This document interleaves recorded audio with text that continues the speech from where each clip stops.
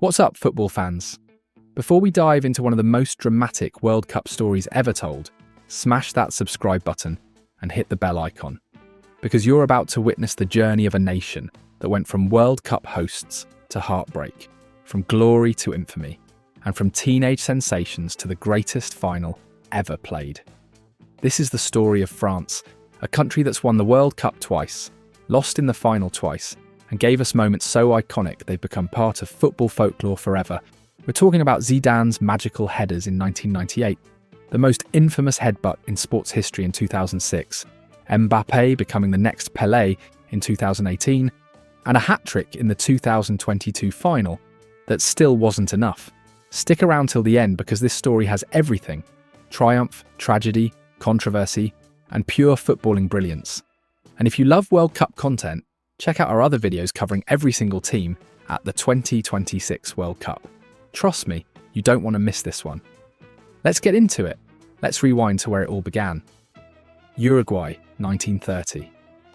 The very first World Cup. And guess what? France was there. They were one of only 13 teams at that inaugural tournament, and they actually made history in the opening match. On July 13th, 1930, France played Mexico in Montevideo, and Lucien Laurent scored the first ever World Cup goal just 19 minutes into the game. Think about that for a second. The very first goal in World Cup history was scored by a Frenchman. France won that match 4-1, and for a brief moment, they were World Cup pioneers. But reality hit hard. In their next matches, they lost to both Argentina and Chile, and their World Cup debut ended in the group stage. Still, they'd been there from the beginning, and that counted for something. France qualified again in 1934 and 1938. They even hosted the 1938 tournament. But here's the thing about those early French teams: they were decent but never quite great. They'd make it past the first round, maybe win a game or two, but they never reached the heights they craved. In 1938, playing at home, they got knocked out in the quarterfinals by defending champions Italy. Not the fairy tale ending they'd hoped for. Then came World War II, and football took a backseat to survival.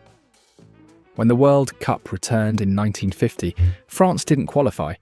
They missed 1950 and 1954 entirely.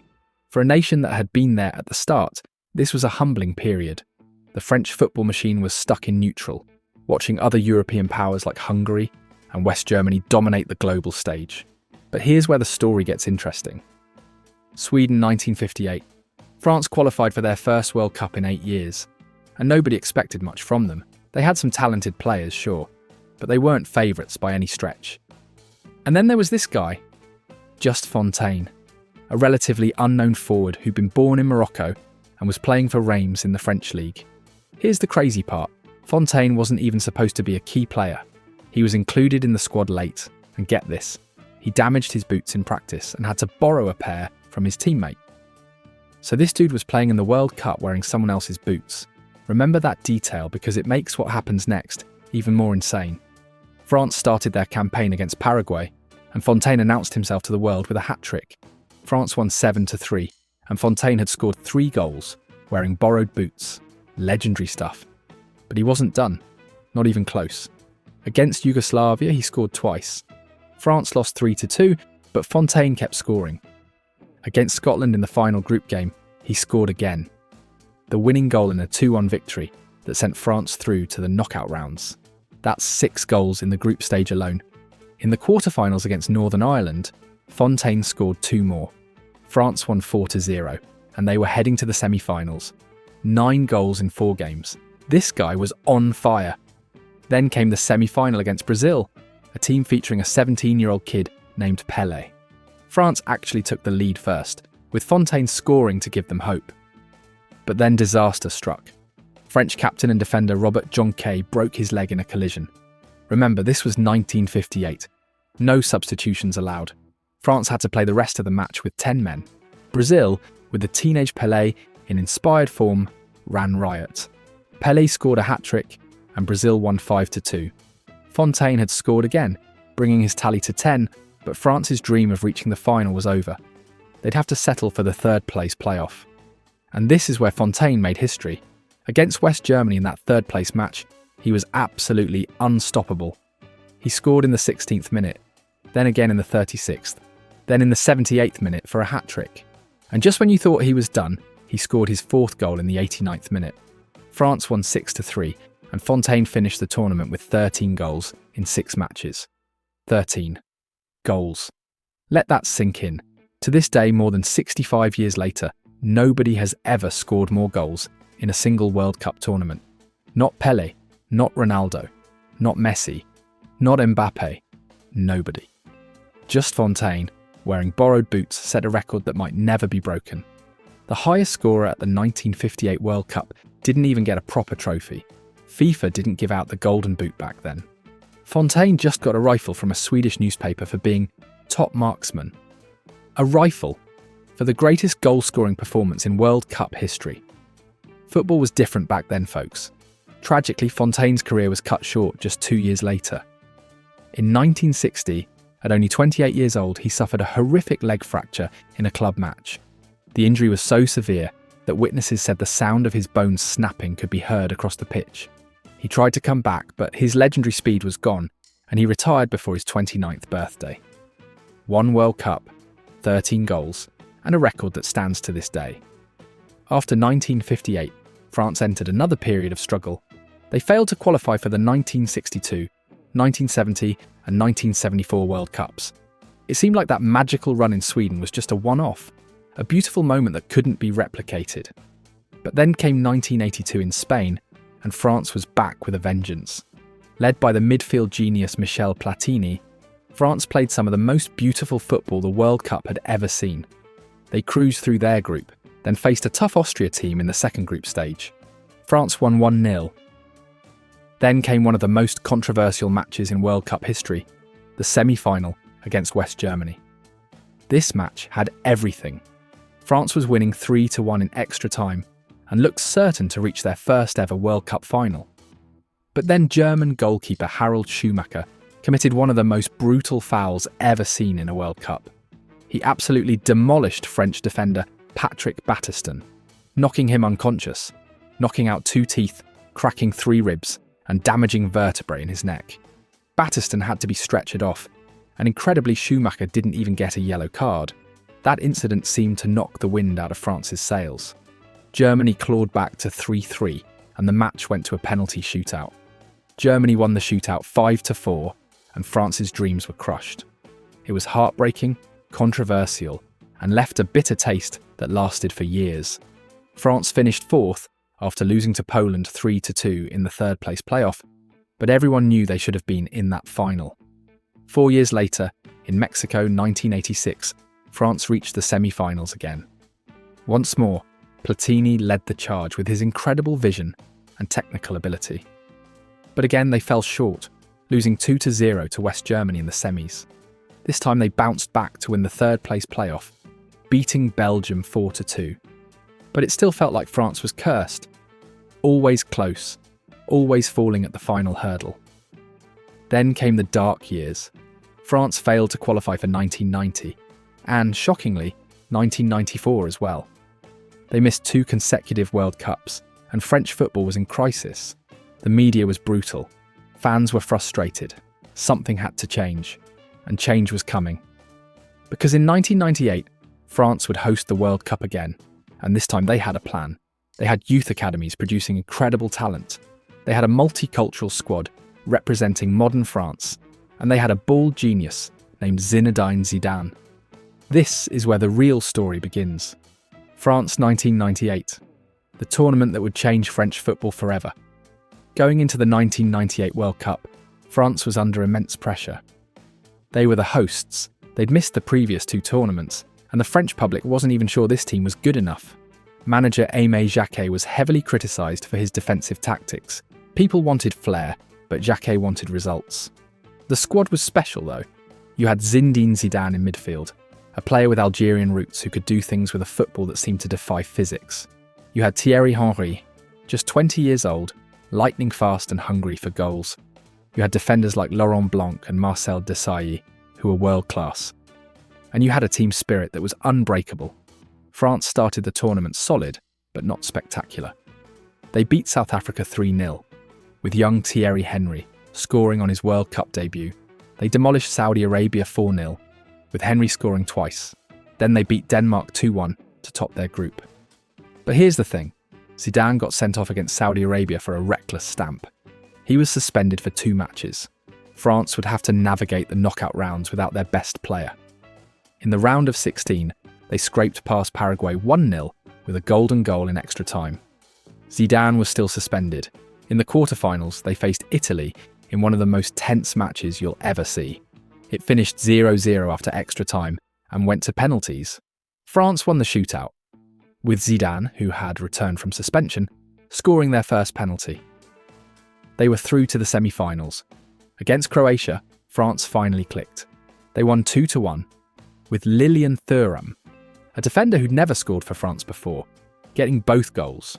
France was in the World Cup final for the first time ever, at home, against Brazil, the defending champions. The team with Ronaldo, Rivaldo and Roberto Carlos. This was it. July 12th, 1998. Stade de France, Paris. France versus Brazil. The final. 80,000 fans packed into the stadium, millions more watching around the world. But something was wrong with Brazil. In the hours before kickoff, Brazilian striker Ronaldo suffered some kind of medical emergency. Reports said it was a seizure or fit. He was initially left off the team sheet, then mysteriously reinstated just 45 minutes before kickoff. Brazilian players later said Ronaldo looked pale, confused, and completely unlike himself. Something was clearly wrong, but he played anyway. France didn't care about Brazil's problems. They had a World Cup to win. And from the opening whistle, they were dominant. In the 27th minute, France won a corner. The ball floated into the box, and rising above everyone was Zidane. Header. Goal. France 1-0. The stadium erupted. 3 minutes before halftime, another corner. Same routine. Ball in the box. Zidane rising. Header. Goal. France 2-0. Zidane had scored twice in a World Cup final, both with his head, both from corners. He'd barely scored any headers in his entire career, and now he'd scored 2 in the biggest match of his life. Brazil tried to fight back in the second half, but they looked lost. France held firm. Then, in stoppage time, Emmanuel Petit ran onto a through ball and slotted it past a Brazilian goalkeeper. 3-0. Game over. France were World Cup champions for the first time in their history. The scenes were insane. Players crying, fans storming the pitch, the whole country exploding in celebration. Zidane, the son of Algerian immigrants, was a national hero. The multicultural French team represented a new, modern France, and they'd done it on home soil. More than 1 million people flooded the Champs-Élysées the next day to celebrate. It was the greatest day in French football history. Zidane was named man of the match. He delivered when it mattered most. France was on top of the world, and everyone assumed this was just the beginning of a new golden era. 2 years later, France won Euro 2000, beating Italy in the final. They were the first team to hold the World Cup and European Championship at the same time. This team was special. But then came the 2002 World Cup in South Korea and Japan, and everything fell apart. France went into that tournament as defending champions and favourites. But they were dealt a blow before the tournament even started. Zidane was injured and missed the first 2 group matches. Without him, France looked lost. They lost 1-0 to Senegal in the opening match. They drew 0-0 with Uruguay. Then, with Zidane back for the final group game, they lost 2-0 to Denmark and were eliminated without scoring a single goal. France became the first defending champions to be knocked out in the group stage without scoring since Brazil in 1966. It was humiliating. The champions of the world, the winners of Euro 2000, crashed out in disgrace. Zidane even announced his retirement from international football after the tournament. But here's the thing about legends. They can't stay away. Zidane came out of retirement in 2004, and by 2006, France was back at the World Cup in Germany with one mission: redemption. Germany, 2006. France wasn't favoured. They'd barely qualified, and many thought Zidane, now 34 years old, was past his prime. But Zidane had other ideas. He dragged France through that tournament with performances that reminded everyone why he was considered one of the greatest players ever. France topped their group, then beat Spain in the round of 16 with Zidane running the show. In the quarterfinals, they faced Brazil in a rematch of the 1998 final. And once again, Zidane was brilliant. He assisted Thierry Henry for the only goal of the game. France won 1-0 and Brazil's revenge would have to wait. In the semi-finals, France faced Portugal. The match went to extra time. And who stepped up? Zidane. He scored a penalty to send France to the final. At 34 years old, in what he'd already announced would be his final tournament, Zidane was leading France to another World Cup final. July 9th, 2006. Olympiastadion, Berlin. France versus Italy. The final. And what happened next would become one of the most infamous moments in sports history. The match started perfectly for France. In the 7th minute, Italy's Marco Materazzi pulled down Florent Malouda in the box. Penalty to France. Zidane stepped up and executed one of the coolest penalties you'll ever see. A chipped panenka that floated over the diving goalkeeper and into the net. France 1-0. But Materazzi responded just 12 minutes later, powering in a header from a corner. 1-1. The match was on. Both teams had chances. Zidane had a header saved by the Italian goalkeeper late in extra time. The match looked destined for penalties. But then in the 110th minute came the moment. Zidane and Materazzi were walking up the field, exchanging words. The TV cameras caught bits of their conversation. Materazzi was clearly saying something to provoke Zidane. Later, Materazzi admitted he said something about Zidane's sister after Zidane had offered him his shirt. The exact words were crude and offensive, and Zidane snapped. He turned around, walked up to Materazzi, and delivered a headbutt straight to his chest. Materazzi went down. The referee didn't see it initially, but the fourth official did. After consultation, the referee walked over to Zidane and showed him the red card. Zinedine Zidane, the greatest French player of all time, playing his final ever match, in a World Cup final, sent off for a headbutt. He had to walk past the World Cup trophy on his way off the field, knowing he'd never get another chance to lift it. France played the rest of extra time with 10 men. The match went to penalties. David Trezeguet hit the crossbar for France. Italy won the shootout 5-3. Italy were champions. France were runners-up. And Zidane's career ended with a red card. The aftermath was wild. Some people condemned Zidane. Others said Materazzi got what he deserved. French President Jacques Chirac said he understood Zidane's reaction, even though he couldn't approve of it. FIFA gave Zidane a 3-match ban and a fine. The headbutt became one of the most replayed moments in sports history, parodied everywhere from The Simpsons to Family Guy. But here's the crazy part. Despite the red card, despite the loss, Zidane was still awarded the Golden Ball as the best player of the tournament. That's how incredible his performances had been. Even in defeat, even ending his career in controversy, Zidane remained a legend. After 2006, France entered another transitional period. They qualified for the 2010 World Cup in South Africa, but it was a disaster. The team imploded with internal fighting, players refusing to train, and a first-round exit that embarrassed the entire nation. It was ugly. They didn't even qualify for the 2014 World Cup in Brazil. France, a nation with 2 World Cup finals in 8 years, had fallen off a cliff. But just like before, they were building something special behind the scenes. Fast forward to 2018. Russia. And France arrived with a team that had the perfect mix of youth and experience. Manager Didier Deschamps, the captain who'd lifted the trophy in 1998, was now guiding a new generation. And leading that generation was a 19-year-old phenomenon named Kylian Mbappé. Mbappé was special, lightning fast, clinical in front of goal, and fearless despite his age. Alongside him was Antoine Griezmann, one of the best forwards in the world. Paul Pogba was pulling strings in midfield. N'Golo Kante was winning every ball. This team was loaded. France cruised through their group with 2 wins and a draw. In the round of 16, they faced Argentina and Lionel Messi. The match was absolutely insane. Argentina went ahead, then France equalised through Griezmann.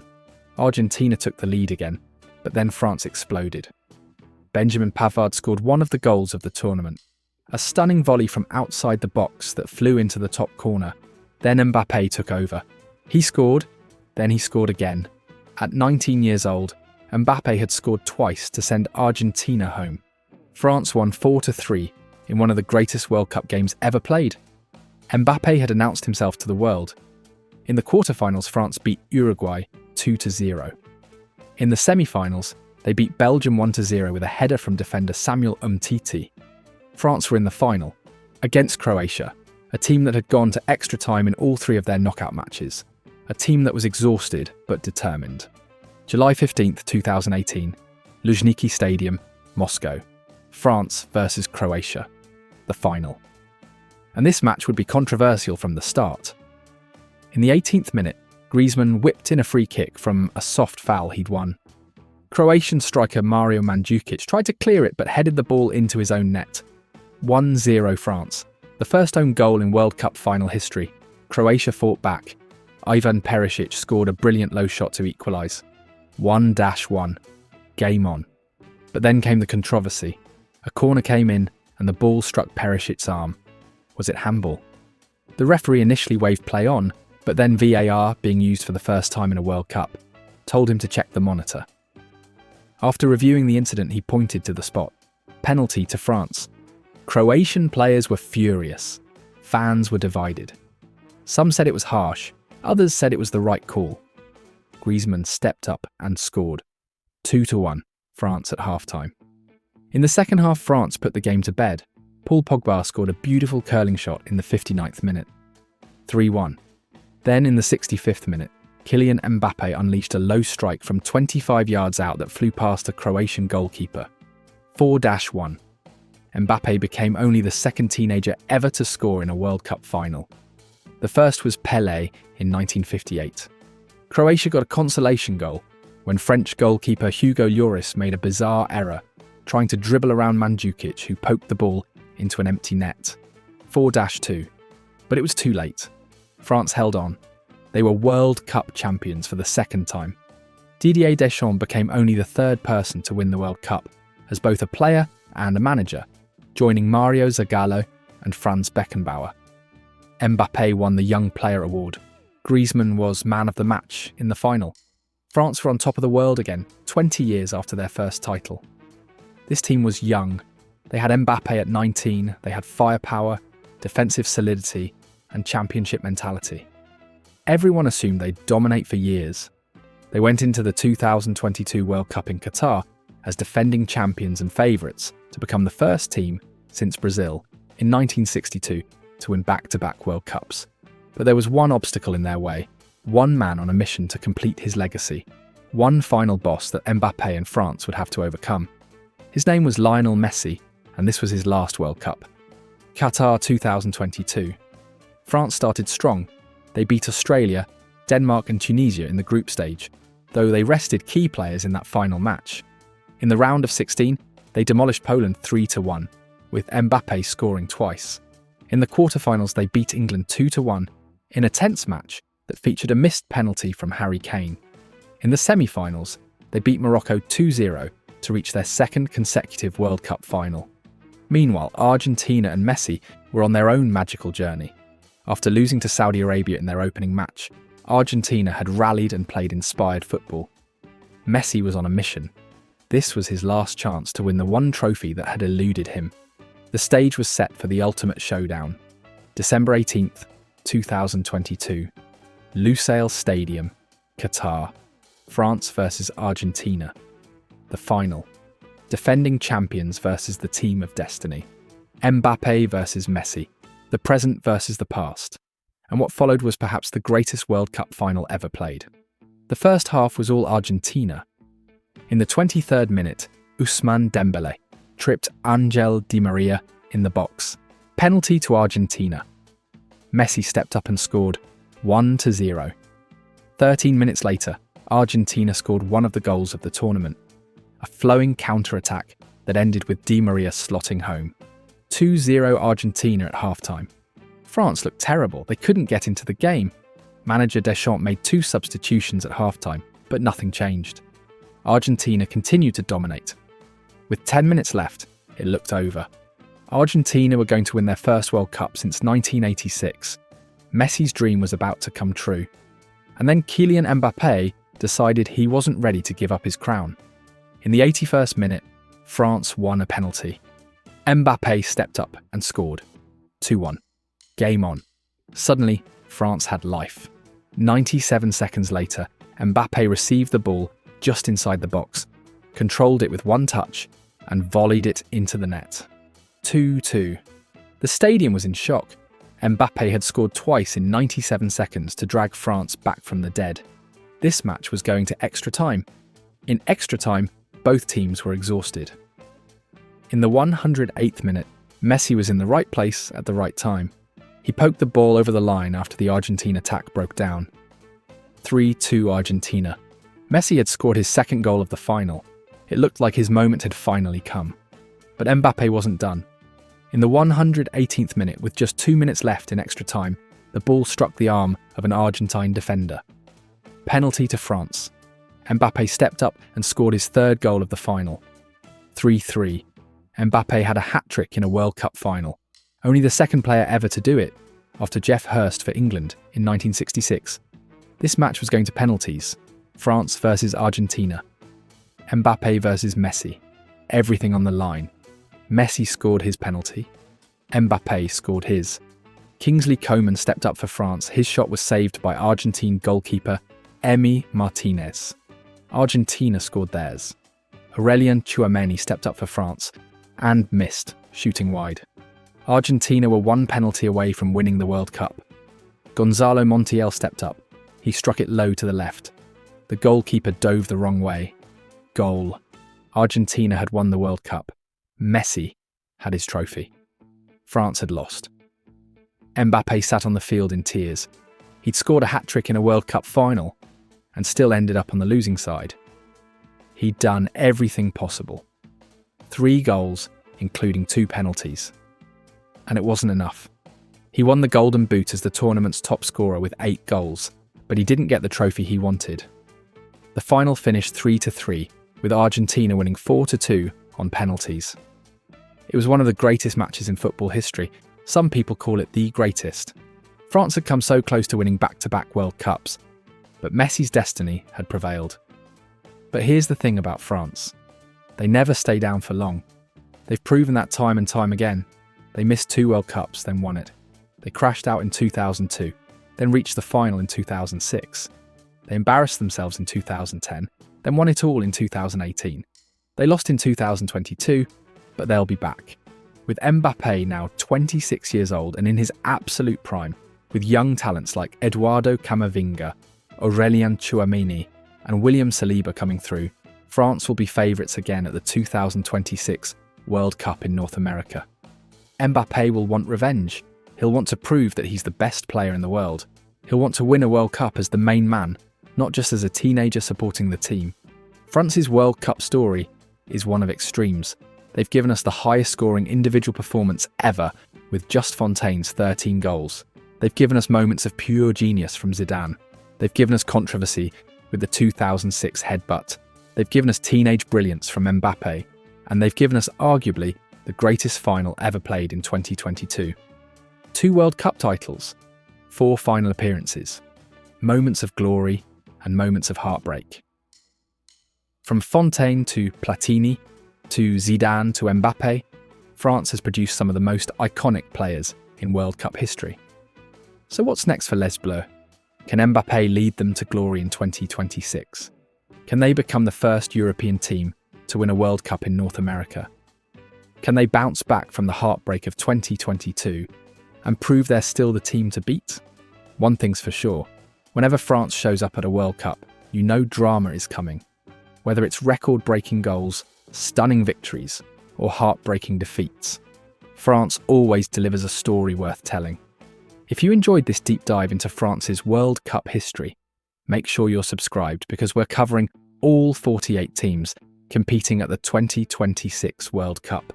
Drop a comment below telling me your favourite France World Cup moment. Was it Zidane's headers in 1998? The infamous headbutt in 2006? Mbappé's breakout in 2018? Or that insane final in 2022? Let me know. And if you want to see more World Cup history, check out our videos on Argentina and Brazil, 2 teams with their own incredible stories of triumph and tragedy. Hit that like button if you enjoyed this video, and I'll see you in the next one.